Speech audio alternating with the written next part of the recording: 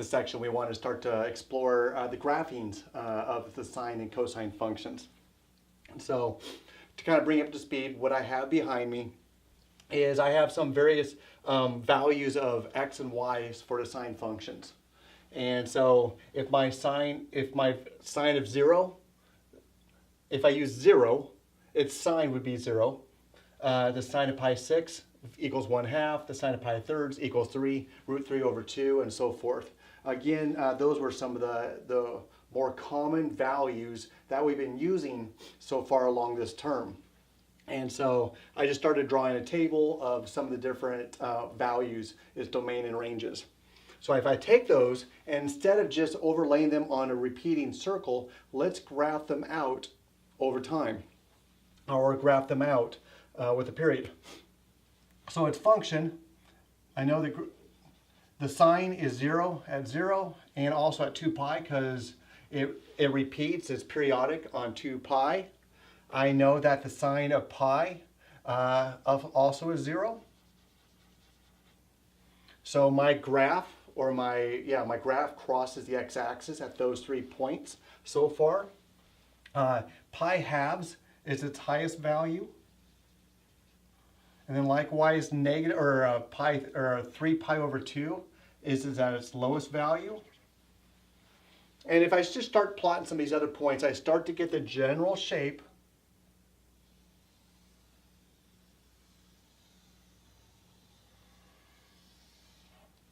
of what's going to become one of our loved friends, the graph of sine. And as we start to look at that, you remember a couple things. One, what was its domain? What was the domain of the sine function? Well, I just graphed out the sine from 0 to 2 pi. But as we will see, this graph will continue on in both directions. So its domain is unlimited. Its domain is all real numbers. However, its range is a different story. Its range on the basic sine graph caps out at +1 and then caps down low at -1. So we see that fits in what we discovered in previous sections, that its domain is all real numbers. Its range are values from 1 to -1. One other idea that we'll explore right here is this idea of where its period is at.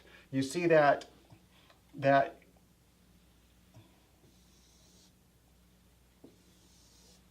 just that one little section of the graph covers one complete period.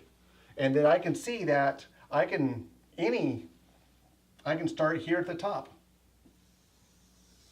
and go all the way over until the graph hits again right here.